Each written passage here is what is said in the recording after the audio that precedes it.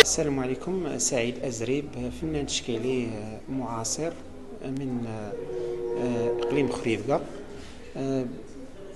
بالنسبة للتجربة الفنية ديالي، بديت ككل الفنانين، شاركت في عدة معارض داخل المغرب وخارج المغرب. بالنسبة للأعمال ديالي يعني كتطور مرة. بالنسبة للمعارض اللي شاركت فيهم، شاركت في بزاف المعارض فردية وجماعية في المغرب. شاركت في دولة الكويت، تونس، في إفريقيا، درت معرض فردي في مالاغا في إسبانيا. شاركت في بزاف المعارض جماعية في إسبانيا. بالنسبة للجوائز، خديت بزاف الجوائز، من بينهم جوائز وطنية، جوائز عربية، دولية. بالنسبة للأعمال ديالي، ديجا شاركت في معرض جماعي بمتحف محمد السادس. كاين مجموعة الأعمال ديالي في بزاف الفنادق اللي مصنفة دوليا في المغرب. بالنسبة للمشاركات ديالي مستقبلا، كاين مشاركات في دول إفريقية. بالنسبة للمعرض هذا، هو ديال مجموعة من الفنانين من إقليم خريبكا، واتزام، بوجنيبة، المحمدية، الدار البيضاء. هو مجموعة ديال واحد الفنانين اللي اختاروا واحد الجروب ان شاء الله اللي غادي يبقاو يشاركوا مجموعين وغيشاركوا في بزاف المعارض ان شاء الله في المغرب وخارج المغرب على شله.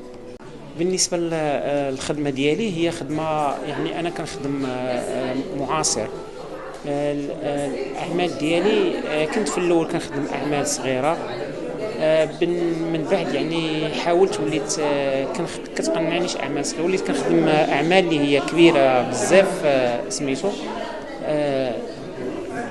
معاصره. نقدر تشوفوا بعض الاعمال ديالي ان شاء الله. ومؤخرا يعني دخلت لداك الشيء ديال لي سكيلتير، يعني بديت كنخدم اعمال اللي كنتمنى ان شاء الله الاعمال اللي غتكون فيها امطار يعني كبيره، غتشوفوها ان شاء الله السنين الماجيه ان شاء الله.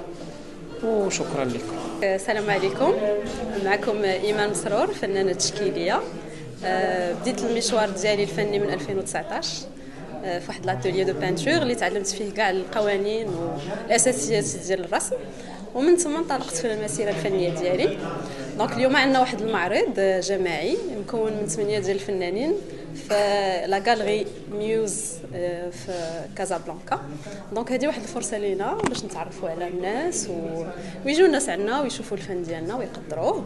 دونك فوالا، مرحبا بكم. مازال المعرض ديالنا حتى لو 5 ديسمبر ان شاء الله عاد غادي يتسالى.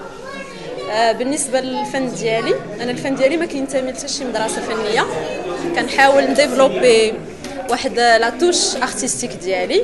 كيف ما شفتوا جيسي انني نستعمل الالوان والرموز اللي كنعبر فيهم على الاحاسيس ديالي وعلى التجربه ديالي، وهذا الشيء اللي كاين. شكرا لكم بزاف ومرحبا بكم عندنا في الكاليري ديالنا. عمونا بلايك للفيديو واشتراك بالقناه.